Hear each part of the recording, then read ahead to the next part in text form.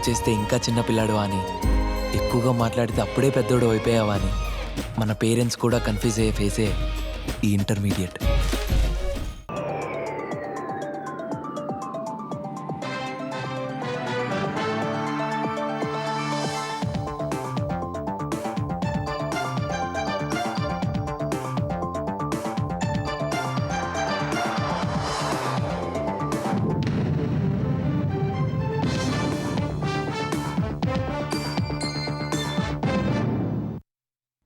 నమస్కారం, ఈటీవీ న్యూస్కి స్వాగతం.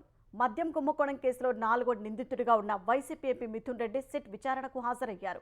ముందస్తు బెయిల్ విషయంలో హైకోర్టు, సుప్రీంకోర్టులో భంగపాటుకు గురైన ఎంపీ మిథున్ రెడ్డి ఢిల్లీ నుంచి విజయవాడ చేరుకున్నారు. గన్నవరం విమానాశ్రయం నుంచి నేరుగా విజయవాడ సిట్ కార్యాలయంలో విచారణకు హాజరయ్యారు. దాదాపు 3 గంటలుగా మిథున్ రెడ్డిని సిట్ అధికారులు విచారిస్తున్నారు. మద్యం పాలసీ రూపకల్పనపైన, డొల్ల కంపెనీలకు ముడుపుల సరఫరాపైన మిథున్ను ప్రశ్నిస్తున్నట్లు సమాచారం. మద్యం తయారీ సంస్థలతో ప్రైవేటు సమావేశాలపైన మిథున్ రెడ్డిని విచారిస్తున్నట్లు తెలుస్తోంది. డొల్ల కంపెనీల నుంచి అంతిమ లబ్ధిదారునికి ముడుపులు చేర్చడంపై సిట్ ప్రశ్నలు వేస్తున్నట్లు సమాచారం. రాజకీయ కక్షతోనే తనపై కేసు పెట్టారని, ఈ కేసు నిలబడదని విచారణకు హాజరయ్యే ముందు మిథున్ రెడ్డి చెప్పారు. ఏపీని స్వర్ణాంధ్రప్రదేశ్గా మారాలంటే స్వచ్ఛాంధ్రప్రదేశ్గా మార్చాలని ముఖ్యమంత్రి చంద్రబాబు పిలుపునిచ్చారు. తిరుపతిలో పర్యటించిన సీఎం ప్రజావేదిక కార్యక్రమంలో పాల్గొన్నారు. భవిష్యత్తు బాగుండాలంటే అందరూ స్వచ్ఛత పాటించాలని చంద్రబాబు కోరారు. జాతీయ స్థాయిలో ఏపీకి 5 స్వచ్ఛ సర్వేక్షణ అవార్డులు వచ్చాయని ఆయన గుర్తు చేశారు. ప్లాస్టిక్ తగ్గింపు కోసం ఈ నెలలో చర్యలు చేపట్టామన్న చంద్రబాబు, ప్లాస్టిక్ వాడకం వల్ల క్యాన్సర్, శ్వాస సంబంధమైన వ్యాధులు వచ్చే ప్రమాదం ఉందన్నారు. క్లాత్ బ్యాగ్ వెండింగ్ యంత్రాలు అందుబాటులోకి తెస్తున్నామన్నారు. నేర చరిత్ర కలిగిన నేతలు రాజకీయాల్లోకి వచ్చారని ఆయన, ఇంట్లో చెత్తను ఊడ్చినట్లు నేర చరిత్ర గల నేతలను ఊడ్చేయాలని ప్రజలకు సూచించారు. అమెరికా సిలికాన్ వ్యాలీ తరహాలో క్వాంటమ్ వ్యాలీకి అమరావతి చిరునామాగా మారుతుందని చంద్రబాబు విశ్వాసం వ్యక్తం చేశారు. హైదరాబాద్లో హైటెక్ సిటీ నిర్మించి ఐటీని అభివృద్ధి చేసినట్లే అమరావతిలో క్వాంటమ్ వ్యాలీ నిర్మించి ఏఐని అభివృద్ధి చేయనున్నట్లు వివరించారు. ముఖ్యమంత్రి చంద్రబాబు తిరుపతిలో పర్యటిస్తున్నారు. స్వర్ణాంధ్ర స్వచ్ఛాంధ్ర కార్యక్రమంలో భాగంగా రేణిగుంట మండలం తూకివాకల్లోని డ్రై వేస్ట్ మేనేజ్మెంట్ ప్రాజెక్టును, బయోమిథనైజేషన్ గ్యాస్ ప్లాంటును ముఖ్యమంత్రి సందర్శించారు.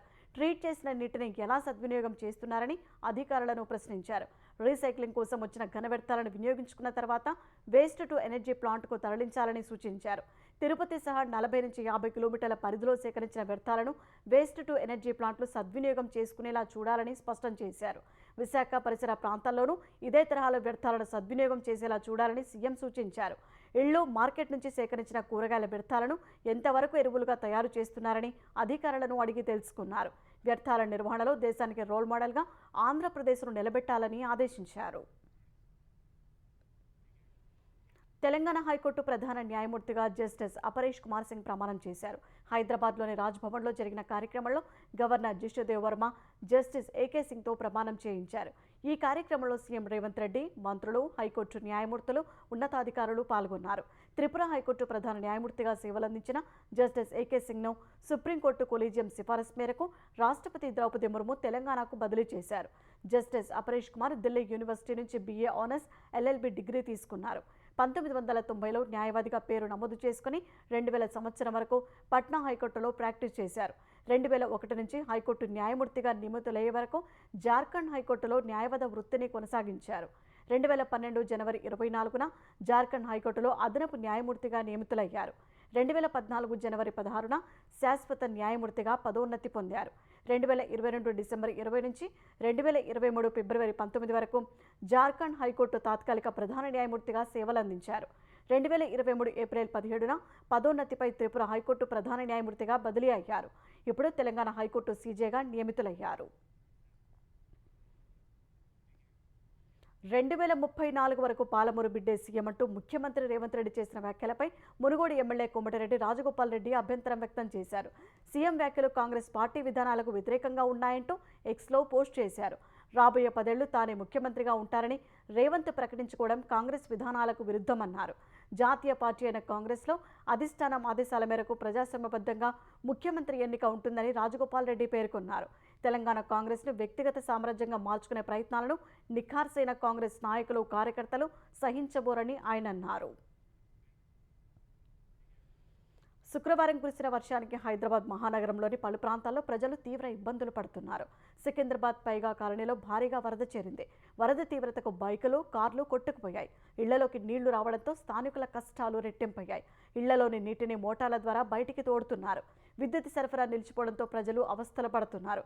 ప్యాట్ని నాల ఆక్రమణల వల్లే పైగా కాలనీ ముంపునకు గురవుతోందని స్థానికులు ఆరోపిస్తున్నారు. నిన్న వరదలు చిక్కుకున్న స్థానికులను హైడ్రా, డిఆర్ఎఫ్ బృందాలు బోట్ల సాయంతో సురక్షిత ప్రాంతాలకు తరలించాయి. ప్యాట్నీ నాలాలోకి హస్మత్పేట, రసూల్పుర నాలాల నుంచి భారీగా వరద వస్తుండటంతో నాలా పునరుద్ధరణ పనులను వెంటనే చేపట్టాలని విజ్ఞప్తి చేస్తున్నారు. రసూల్పురలోను ఇళ్లలోకి వరద నీరు చేరడంతో ప్రజలు తీవ్ర ఇబ్బందులు పడుతున్నారు. నీటిని బయటకు తోడేందుకు ప్రయత్నాలు చేస్తున్నారు. నల్లకుంట శంకరమఠం సమీపంలోని పద్మ కాలనీ నాలా ప్రహరీ గోడ కూలింది. నాలా ప్రహరీ గోడకు ఆనుకొని ఉన్న G+ భవనం కూలే ప్రమాదం ఉందని జీహెచ్ఎంసీ అధికారులు హెచ్చరించారు. ఆ భవనం ఖాళీ చేసి వెళ్లాలని ఆదేశించారు. ఆ భవనం పక్కనే ఉన్న ఇంట్లో ఉన్న వారిని కూడా ఖాళీ చేయాలని సూచించారు. రాజస్థాన్లో భారీ వర్షాలు బీభత్సం సృష్టిస్తున్నాయి. 2-3 రోజుల నుంచి ఎడతెరిపి లేని వర్షాలు కురుస్తుండటంతో పలు జిల్లాల్లో వరదలు పోటెత్తాయి. ప్రధానంగా కోటా, అజ్మీర్, జోధ్పూర్, ఉదయ్పూర్ జిల్లాలు జల దిగ్బంధంలో చిక్కుకున్నాయి. నదులను తలపించేలా రోడ్లపై వరద ప్రవహిస్తోంది. అనేక ప్రాంతాల్లో దాదాపు 2 నుంచి 3 అడుగుల మేర వరద నీరు ప్రవహిస్తోంది. వరద ప్రభావిత ప్రాంతాల్లో సహాయక చర్యలు కొనసాగుతున్నాయి. వరదల కారణంగా అజ్మీర్ జిల్లాలో పాఠశాలలకు సెలవు ప్రకటించారు. పుష్కర్ నగరంలో ఇళ్లు, దుకాణాలు నీట మునిగాయి. షికార్లోనూ వరద నీరు పలు ప్రాంతాలను ముంచెత్తింది. అజ్మీర్లో రోడ్లు నదులను తలపిస్తున్నాయి. ఖ్వాజా గరీబున్ నవాజ్ దర్గా ప్రాంతాన్ని వరద చుట్టుముట్టింది. ఒక వ్యక్తి ప్రవాహంలో కొట్టుకుపోతుంటే స్థానికులు కాపాడారు. రాజ్సమంద్ జిల్లాలో ఓ మహిళ వరద నీటిలో కొట్టుకుపోయింది. అదే జిల్లాలో కుంభల్గఢ్ తహసీల్ ప్రాంతంలో ఓ వాహనం వరదలో కొట్టుకుపోగా దానిలో ఉన్న యువకులు చెట్టుపైకి ఎక్కి ప్రాణాలు కాపాడుకున్నారు.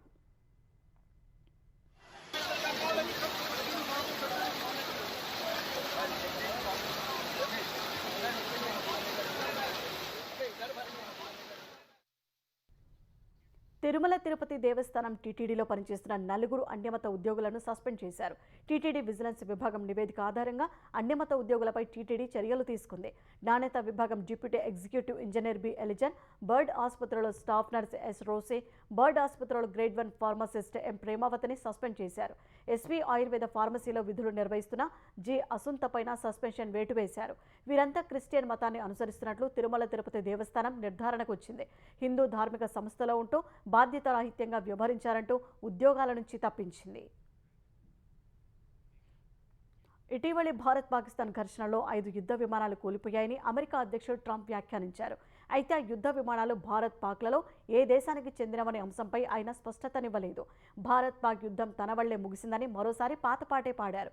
వైట్ హౌస్లో రిపబ్లికన్ సెనేటర్లకు విందు ఇచ్చిన ట్రంప్ భారత్-పాక్ ఘర్షణలను ప్రస్తావించారు. సుమారు 5 జెట్లు గాల్లోనే పేలిపోయాయని తెలిసిందన్న ట్రంప్ పరిస్థితి మరింత దిగజారుతోందని తనకు అప్పుడు అనిపించిందని చెప్పారు. శక్తివంతమైన అణ్వస్త్ర దేశాలు ఢీకొట్టుకుంటూ ఒకదాన్ని మించి మరొకటి దాడి చేసుకుంటున్న వేళ తాను జోక్యం చేసుకుని వాణిజ్యంతో యుద్ధాన్ని నిలువరించారని ట్రంప్ గొప్పలుపోయారు. చాలా తీవ్రమైన యుద్ధాలను ఆపినందుకు గర్వపడుతున్నట్లు ట్రంప్ తెలిపారు. అంతకుముందు ఆపరేషన్ సింధులో పాక్ జెట్లను కూల్చేశామని సంఖ్య చెప్పకుండా భారత్ ఇదివరకే ప్రకటించింది. అయితే తమ జెట్లలో ఒకటే దెబ్బతిన్నట్టు పాక్ తెలిపింది. తాము జరిపిన దాడిలో 6 భారత ఫైటర్లను నేలమట్టం చేశామని చెప్పుకుంది. పహల్గామ్ ఉగ్రదాడిని చైనా మొదటిసారి ఖండించింది. ది రెసిస్టెన్స్ ఫ్రంట్ను విదేశీ ఉగ్ర సంస్థగా అమెరికా గుర్తించిన వేళ చైనా చేసిన ఈ ప్రకటనకు ప్రాధాన్యం ఏర్పడింది. ఉగ్రవాద నిరోధక సహకారాన్ని పెంపొందించుకోవాలన్న చైనా ప్రాంతీయ భద్రతా స్థిరత్వాలను సంయుక్తంగా నిర్వహించాలని ప్రాంతీయ దేశాలకు పిలుపునిచ్చింది. ఉగ్రవాద కార్యకలాపాలను ఎదుర్కోవడంలో అమెరికా చేసిన కృషిని చైనా విదేశాంగ శాఖ ప్రశంసించింది.